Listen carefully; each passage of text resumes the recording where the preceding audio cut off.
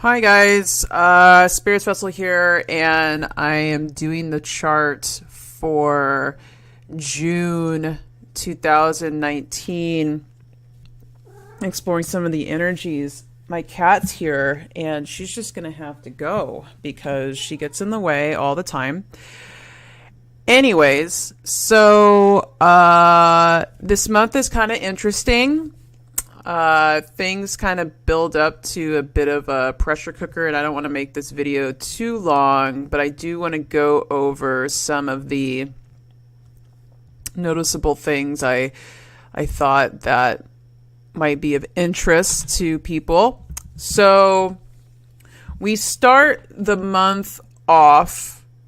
We've got Venus in her home sign. The moon is conjuncting Venus on the 1st. So first is a pretty good day to start off with June. And we move forward a little bit. That new moon is on the 3rd. When you see the moon and the sun right next to each other like this, that means it's a new moon. So new moons are a really great time for planting seeds. The kind of seed that's going to be planted in Gemini is going to be that of a mental nature.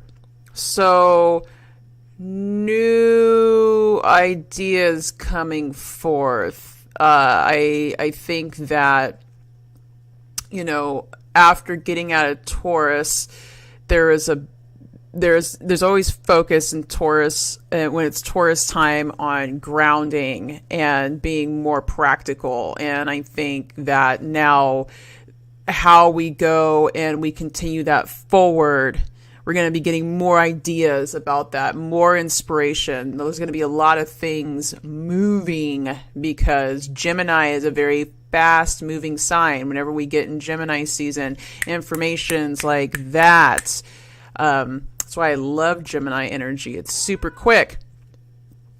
So, whatever seeds you're planting right now, they're not exactly going to be super practical. You might not see them come to fruition. You might not even know how to get them to come to fruition yet, because right now we're just getting the energy moving. We're just getting ideas flowing. So moving ahead, we've got the moon moves into Cancer today on the 4th, and it starts, the moon's a really quick moving sign. So tomorrow it's going to be conjunct that Mars. And, the Mars in Cancer, and conjunct just means they're right next to each other, so it's like you can't separate the energies. They're like that. And Mars in Cancer is moody, and it doesn't deal with anger. And in fact, the way it deals with anger is by retreating and by self-nurturing, possibly crying it out. But it definitely is not a combative sign. The only way you can ever get a Mars in Cancer to be combative is if it's absolutely safe, has any there's no fear of rejection or losing if you're going to get a Mars in Cancer to be any sort of combative at all. So Mars doesn't necessarily like to be in Cancer. Mars is a lot more direct. It doesn't care about feelings. It just wants what it wants. And that's just not how Cancer operates. Cancer wants to make sure not only is the Cancer feeling fine, but everyone else is feeling fine with whatever decision it's making. So Mars is having a little bit of a tough go at it. And I think that, it's going to be a little bit of an emotional day. I think a lot of anger is coming up for people during this time, but you know how there's the 5 stages of grief, and people deal with anger in different ways. You can deal with anger by being your stereotypical angry, where you're raising your voice and you're frustrated, maybe you're throwing some shit if you're one of those people, or people deal with it by just crying and being emotional and nurturing. Mars in Cancer tends to have a habit of eating to suppress the anger, and drinking as well. Mars in water signs, they do like their liquids to numb whatever pain they're going through, because Mars in water signs does not like to be angry, really. I think the Mars sign that has the easiest time with it is Scorpio, because the traditional ruling planet of Scorpio used to be Mars. But even Mars in Scorpio has a rough go at it, because Mars is usually really direct and Scorpio is not. It does everything in the dark. But we're not talking about Scorpio here. We're talking about Mars in Cancer. So June 4th is going to be a little bit of an emotional day. Mercury has just moved out of Gemini. It was in Gemini on the 4th. Now it's in Cancer. So that colors things. That colors how this Gemini sun is operating. That colors how Mercury is operating. Mercury is a neutral sign. So it goes with whatever is the dominant frequency. It doesn't really have a gender, but while it's in Cancer, it's going to be operating in a more feminine sort of way. I think throughout the entire month of June, especially now that Mercury has moved into Cancer, people are going to be in their feelings a lot. And as a Sagittarius, I am so annoyed by this already, because Cancer is so passive aggressive. It's like they are the epitome of, hey, are you doing all right? I'm fine. Are you sure you're fine? Yeah, I'm fine. But I just wanted to say, I was thinking about that one thing you said 2 years ago. Like that's Cancer. And Cancer is the type of person where, when they're pissed off, they will not put their dishes away, or they'll, misplace something of yours. So now you have to talk to them about why they're pissed off over something. It's, you know what? Cancer has so many great things about it. It's so creative. It's so nurturing. It's so mothering. But anger is just not something it does very well. So it is what it is. We all have things we're good at, and bad at, whatever. So June 5th, Mercury moves into Cancer. It was probably moved into Cancer early June 5th or June 4th in the evening, nighttime. I haven't really checked the exact time that it moves in there, but so moving forward, another thing to take note of is June 8th. June 8th, things are, you've got Mars starting to move pretty close to being completely opposing this Saturn and Capricorn down here. And I will elaborate on why that's important in a minute. So June 9th, Virgo starts to move into that moon starts to move into Virgo. And then on June 10th, it's just after. So you see here, if we were to do it at like noon, let's do noon here. Okay. So you can see how quick the moon moves there. But if you see here, we've got Neptune in Pisces. It's at 18 degrees. And the moon at about noon on June 9th is going to be at 10 degrees of Virgo. If you're in New York, obviously this is going to change a little bit depending on where you're at. But, regardless, the thing to take note of is the fact that we've got this grand square going on. And we're going to be feeling the effects of it throughout June 8th, late day, and June 10th. And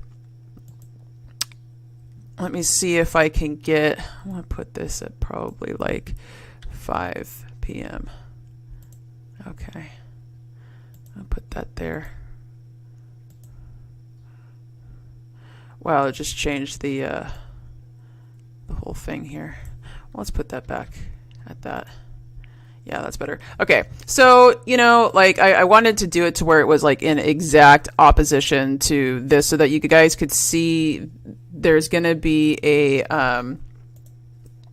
square formation. You can kind of see it with this, how we've got the moon squaring Jupiter, then we've got Jupiter squaring Neptune, then we've got Neptune squaring the sun. So there's going to be a lot of tension.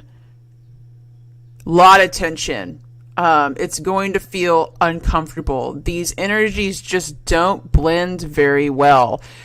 We've got, Pisces, Neptune and Jupiter blend better because the ruling planet of Sagittarius is Jupiter, and the traditional ruling planet of Pisces used to be Jupiter. They both have to deal with expansion. The difference between Jupiter expansion and Neptune expansion is the fact that, and I learned this from Rick Levine, awesome, brilliant, when he said this, is that Jupiter expansion is under the rule of Saturn still, and Neptune's outside of it. So you have Uranus, Neptune, and Pluto that are outside of that, rotation of Saturn. So they don't abide by Saturn's rules. Jupiter still has to. So, Neptune is sort of that higher octave of that Jupiter energy of expansion. And, that's why Neptune rules dreams, because you're limitless in dreams. Now, when you try to come here into the physical Saturnian reality of limitation and structure and cause and effect and all this stuff, you're a bit limited in how much you can expand and how fast you can expand. But when we're in Neptune, there's no limitations whatsoever. So these blend a little bit better. It's still uncomfortable. Squares are, it's just tension. And sometimes tension can be a good thing because tension creates action. If you're so uncomfortable with something, you've got to take action on it. And squares are really good energy for that. And at the same time, it's just not as flowing as a trine. A trine is just kind of effortless and almost taken for granted because it's so effortless. Squares, you got to work at it. No matter what the energy is, you got to work at a square. Now we've got Neptune is going to be opposing this Virgo moon, and moon in Virgo is a little neurotic. It needs to keep busy. Like Virgos normally have to keep busy. When it's in the moon, it does a lot better when it feels emotionally satisfied, when the dishes are put away, everything's organized, their thinking is organized, things are going according to plan. Virgo is the opposing element of Pisces. They're both service to other signs. The way they do it is differently. Pisces tends to give itself emotionally to the collective, and Virgo gives itself practically to the collective. So how can I straighten out your room? How can I fix your wardrobe. Virgos make very good stylists. They can just read someone and know exactly what they need in very tangible terms. But again, this is opposing Pisces. Virgo definitely lives in a world of limitation. Pisces does not. So you've got this going on. The moon is going to want structure, and the moon is going to want things to go according to plan. And Pisces is like, nope, that's actually not going to happen. Because where I live at, there is no limitation. Huh? So there's that kind of push-pull going on.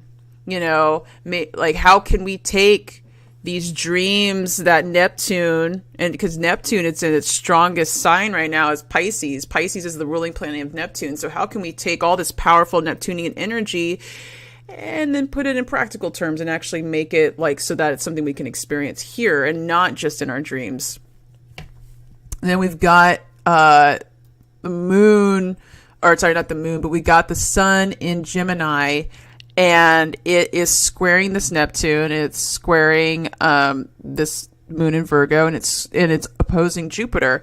So, you know, Jupiter went retrograde. So a lot, and Jupiter being in Sagittarius, Jupiter is kind of it's called the planet of blessings. It's one of the greater benefics. So, wish and hope and dream fulfillment comes with Jupiter, and depending on what the sign is in, what Jupiter is in, that's the theme of the dreams that you're going to be able to manifest. Jupiter,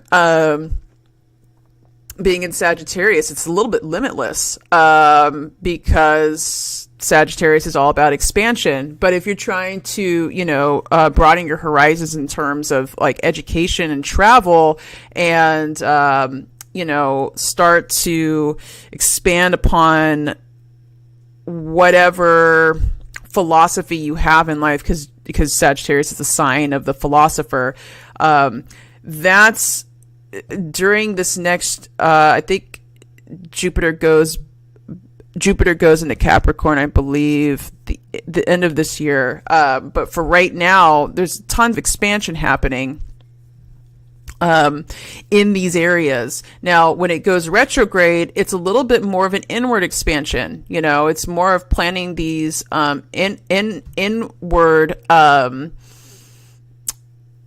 inward seeds of expanding that consciousness, as opposed to, you know, like when Jupiter is forward moving, when it's not retrograde, you might move somewhere. But, you know, when it's going retrograde, you might have moved somewhere, but not physically. Your mind moves somewhere else. Your soul moves somewhere else. There's a new adventure to go on.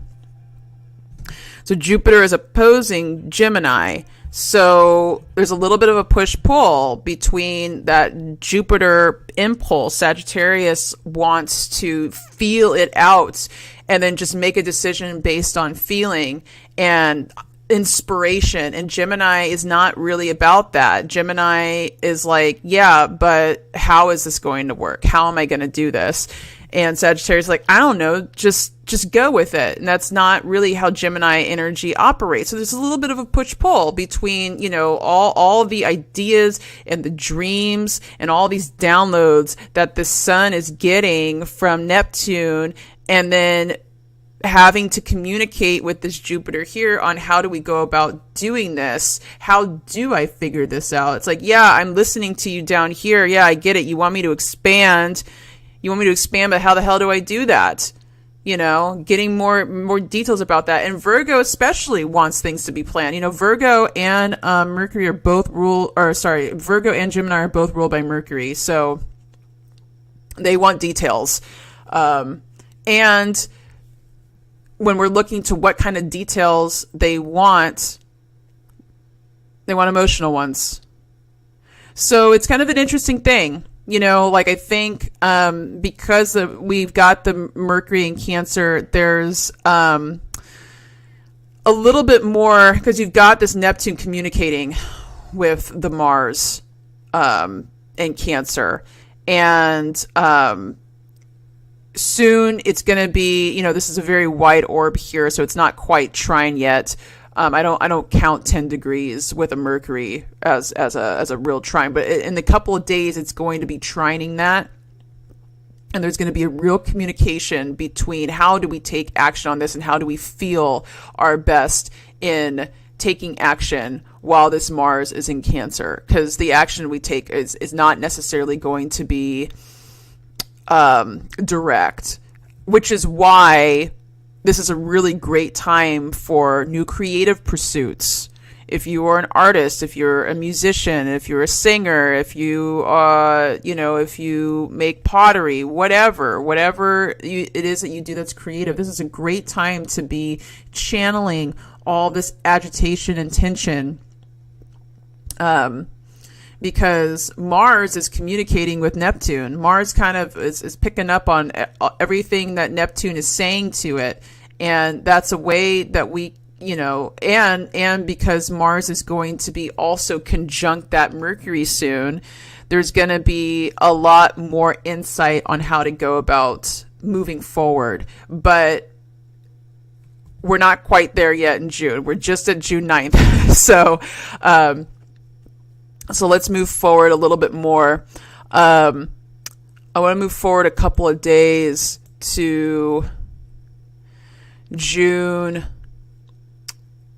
Well, also, I don't know if I mentioned when Venus goes into Gemini, because Venus goes into Gemini on the 9th as well. So definitely a shifting of energy, like just overall shifting of energy. So let's move forward to, and when Venus goes into Gemini, the way Venus feels loved when it's in Gemini is that it just likes talking about it. It loves talking. It loves new ideas. It loves being stimulated in areas that have to do with Mercury. So mercantilism, if you have a business, getting really involved with the details of that business and like crunching numbers. Oh, Venus loves that when it's in Gemini. It loves talking about new ideas on how to operate within that business or in a love relationship. Venus and Gemini, it loves being able to just talk things out. Talking is foreplay. With that Venus. So, really good time for communicating if you can get past that Mars in Cancer. And again, with the Venus being in Gemini, and having all this water energy, I think it's a great time for creative pursuits. And Gemini and Venus loves that, because Gemini is a very creative sign. Very creative sign. It's always getting ideas. It wants to do something with it. And that's how we're going to be feeling really like loved and in our power this month, is with stimulating fresh ideas, newness, bringing newness in. So June 14th is when we're going to have Mars exactly opposing that Saturn in Capricorn down here. And Saturn in Capricorn is its domicile. It is the limiting of the limiting. Saturn is the great teacher. It creates limitations so that we can get better. At least that's the idea behind Saturn. And in Capricorn, it's super strengthened, because that's what Capricorn's all about. Capricorn's all about duty and tradition and responsibility, and you don't get to go outside and play until you've done all your work, sort of thing. Like, you don't just get happiness. You don't deserve it. What makes you think you deserve that? You haven't worked today. That's the type of energy Capricorn is. It's very practical. It's very realistic. It doesn't really take risks. It's like it wants to color inside the numbers because that's what works. And Mars in Cancer, Well, Cancer is not like that at all. Cancer is like, no, I deserve to feel good because I just deserve to feel good. Go fuck yourself. Like that. That's kind of how Cancer is. And it's like, well, if you don't think I deserve to feel good, well, then I'm just going to go in my shell and not talk to you and watch Netflix for the next 2 weeks. You know, that's Cancer. That's Cancer energy. And, you know, like, you know, Capricorn is the father of the zodiac and Cancer is the mother of the zodiac. So is there definitely a difference in how they go about doing things? Absolutely. Absolutely. And the problem is that when you've got oppositions, there's a push pull going on. There's like a trying to balance things out. And so I think that, especially because it's conjuncting that cosmic north node, I think there's a lot of karmic stuff coming up. And, you know, especially since we've got Chiron and Aries over here, and Chiron is this thing that looks like a key, and Chiron has to do with healing. It is the wounded healer. It is the Chiron. The story of Chiron is that Chiron got a wound, got a poison dart shot in him, and he learned all this stuff trying to heal the wound, and he can never heal the original wound. Okay, he could heal a whole bunch of other stuff, but not the original wound. And that's in Aries right now. So we're healing a lot of wounds that have to do with our assertiveness, our sense of self. When is it okay to express anger? When is it not okay to express anger? How do we control this warrior energy in this modern world? We're learning how to heal all of this right now. We're going to be doing that over the next like 7 to 8 years while Chiron is in Aries. And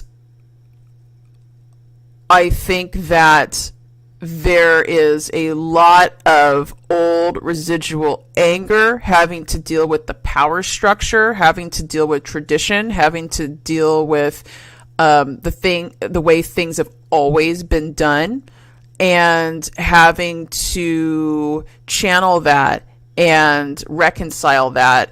And this Mars in Cancer is just so moody. I think that if we didn't have Saturn and Pluto in Capricorn holding it back, just holding it back, this would have been a very explosive time, but not explosive like when Mars was in Aries, explosive and just a whole bunch of passive aggressiveness. It would have been like you go outside and there's a note on your car windshield and it's like, thanks for parking so close to me. I had a really good time getting out of my car.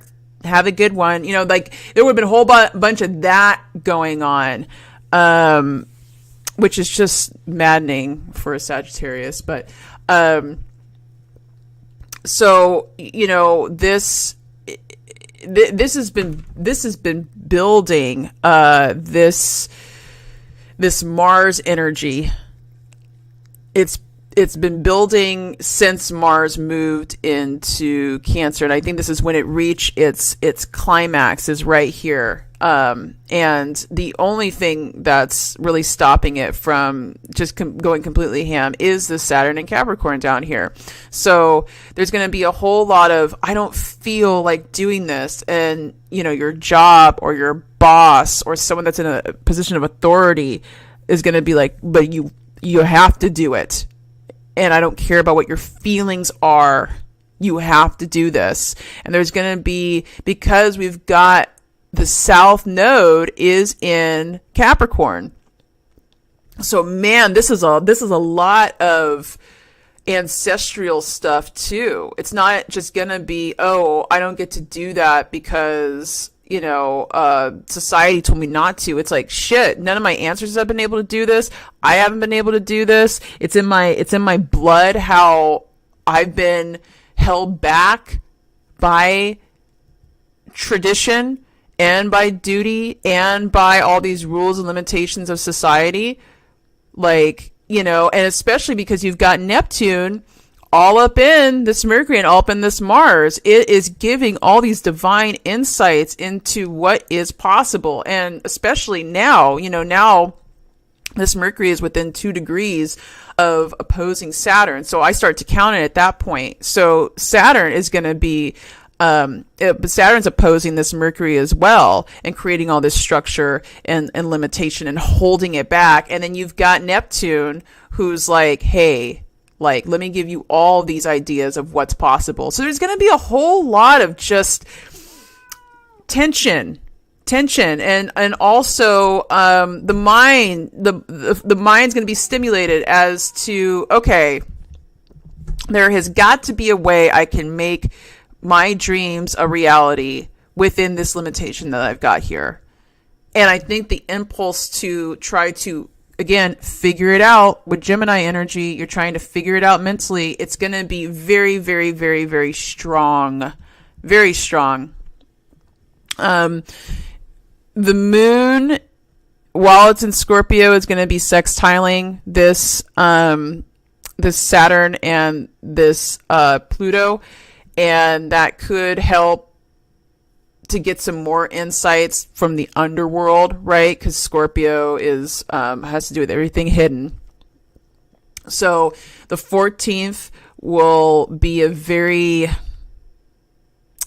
active day energetically. Very active day energetically. Moving forward a bit. When the moon finally gets into this Capricorn energy, we're just going to have more of this same theme. You know, while I think the 14th it's gonna reach like a fever pitch. It's going to be at its, you know, it's going to be very heightened, and then things start to die off a little bit, but we're still going to be dealing with these themes of, you know, I have all these dreams and I have all these wishes, and not only did I have all these dreams and wishes, but my ancestors had all these dreams and wishes. So how do I make this a possibility? It's still going to be on our minds. And on June 17th, I almost forgot about this. June 17th, there is going to be a full moon in Sagittarius. So we can kind of see it here. So the 16th through the 17th, there's going to be that full moon in Sag. Basically you have a full moon when the moon is directly opposing the sun. So, you know, I keep trying to kind of get it here, but basically, late, June 16th, that, in early June, 17th, like way early in the morning, that it's going to be opposing this, Gemini sun here. And so again, there's going to be, and the moon is going to be conjuncting that Jupiter. So there's going to be a big expansion on, okay, this is how we go about doing this. We just got this idea, mental idea, Mercurial, Gemini. We just got this idea. So we're working out the details, and that Jupiter full moon is going to really illuminate some new possibilities, some new directions on how to go about doing it. And again, that Jupiter and that moon is still making that connection to Neptune. You know, the Jupiter is going to be squaring the Neptune, pretty much this entire time. So they're talking a lot.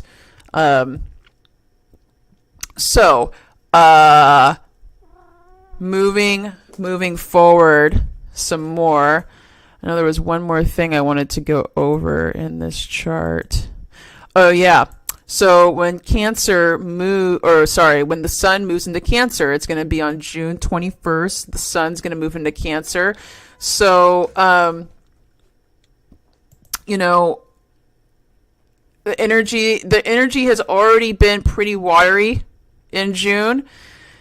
And it's just, once we move into Cancer season, I don't think it's going to be a super huge shift. We've kind of already been there. We've kind of been really in our feelings since Mars has been there. But I think, once we hit June 21st, I think a lot of people are going to be going inside for solace and safety, and which is not a bad thing. But we're definitely going to be wanting to cozy up and wanting to be safe and wanting to be nurtured, and possibly nurturing all these new ideas that we got in the beginning of June. Possibly nurturing these ideas that we got during the full moon a couple of days prior. Something also to take note of is on the 25th, the moon is going to be in Aries. I probably should have gone back a couple of days too, when the moon conjuncts that Neptune in Pisces as well. Really active dreams during that period. Be careful with too much fantasy. In fact, this entire month, be careful with too much fantasy, because when we're in an Earth element and we've got all this Neptunian energy, it's a little bit easier to keep our feet on the ground. When we're in Gemini, it's a little harder. It's kind of easy to run away with ideas and have a little bit of delusional thinking, because that's the thing with Neptune. It's great and all, if we're just thinking about ideas and all that, but like, how do you make it real and solid? So there could be a little bit of a risk of that around the 23rd through the 24th. So just be a little bit careful about that. If people out there that deal with their emotions and their problems with smoking a little bit of pot or drinking a little bit, you could be doing it to excess. So be careful, especially after the sun moves into Cancer. Water signs tend to want to drown their feelings out, so just be careful of that. Okay, so when the moon moves into Aries on June 25th and it's conjunct that Chiron, it's going to be squaring that sun in Cancer. We're going to have some deep, deep stuff coming up that day. Deep Chiron type pain. The wound that hasn't healed in terms of how you go about asserting yourself and how you define your sense of self. And because Cancer is... and when I say this, don't take it the wrong way. Like, I love Cancer energy, and I think there's such a strength that they have with their emotions, but they're a little bit wussy. They just are. They're moody, and they want to be safe, and they want to be comforted, and that's awesome. That's awesome. But when you have that kind of energy, sometimes that Cancer energy doesn't assert itself because it doesn't want any anger. It doesn't want to offend everyone, and it wants to be safe. And being safe, it can only get you so far. And everyone has Cancer energy in their chart somewhere. So there's some area of your life where you are taking a more Cancer sort of role. Well, this is going to be highlighted during the 25th, 24th to the 25th. You could be having a lot of thoughts in regards to, man, I've really gotten walked over and walked on in this area of my life, and I don't like that. And I definitely, I want to change that. And everything's going to be pretty ripe for it because, again, the moon's going to be in Aries, and the ruling planet of Cancer is the moon. So taking a look at the moon, so that for the 2 or 3 days that that the moon's going to be in Aries, we're going to be feeling ourselves a little bit, which is okay. I think it's all good stuff. So moving ahead, I just want to make sure there's nothing else that I've forgotten. Oh yeah, June 27th, Mercury is going to be moving into Leo. Hallelujah. Oh my goodness. Wow. Not only that, but the moon is going to be conjuncting this Uranus and Taurus here. So way more grounded energy, although this moon is squaring Mercury, and to some degree kind of a wide orb. The Uranus the Uranus is conjuncting the moon, so like that can't escape those energies. So they're both essentially squaring this Mercury here, and Mercury in Leo is just it's just not as heavy. It's way more light, it's way more warm, it's way more gregarious.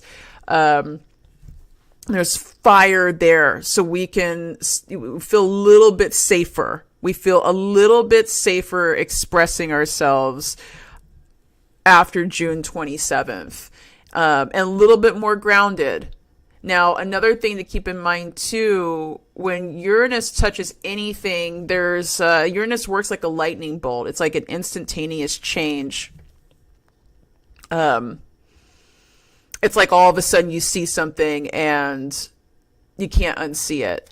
Now the moon is going to be touching Uranus once a month. So it's not going to, I'm not going to say every single month is going to be this like, oh my God, this aha moment every single time. Your whole life is completely changed and it's different. Depends on what your chart is, depends on how Taurus is operating in your chart. It really just depends. But whenever that moon is connecting with Uranus, expect the unexpected. It's just Uranus is a weird kooky sign, and you just don't see it coming when it changes stuff.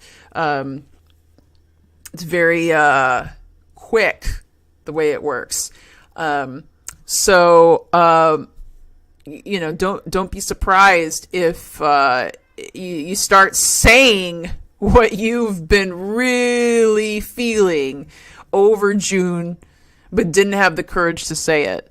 And all of a sudden, you're feeling a little more stable in your emotions because Taurus is here, and Taurus loves the moon. The moon loves being in the sign of Taurus because it can stay more grounded that way. The moon is so temperamental and changing, and Taurus, it has its feet on the ground. So don't be surprised if you feel a lot more comfortable, because the Taurus is all about comfort, saying how you feel, and finally being able to, assimilate all these ideas and all these new insights and all this new awareness you have in yourself and what you need to feel emotionally stable. And you're able to actually communicate this with people, and you're able to really kind of start putting the gears into motion, into making it a reality. Moving forward just a little bit more. June only has 30 days, but the June 30th, that Mars is going to be 29 degrees of Cancer. And by the time we hit July 2nd, it's going to be in Leo. So, but we're only doing June. So throughout the month of June, Mars is still in Cancer. By the time we get to July 2nd, the energy is going to feel a lot more light. And then when we're in the later part of July, we're going to be in Leo season, which, hey, I love Leo season. I have a Leo moon. I can't wait for that. But also just as a collective, it'll be a really great time, because I think, when it's Cancer season, we do a little bit of retreating. We're getting prepared for Leo season, because when Leo's in season, everyone's going to be out and proud and strutting their stuff. And, it's sun energy. So you kind of have to get ready for that, because it can be a lot.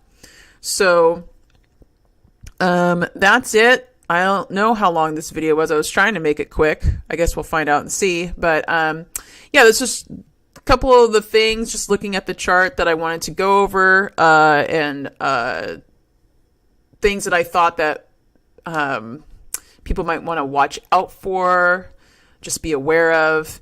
And yeah, so if you like this video, please like and subscribe to my channel. I will be posting videos like this every month, and probably more astrology related videos, I'm thinking. But yeah, if you would like an astrological reading, you can go to my website at spiritsvessel.com, or you can email me at spiritsvessel@gmail.com. I will have the link to both in the description box below.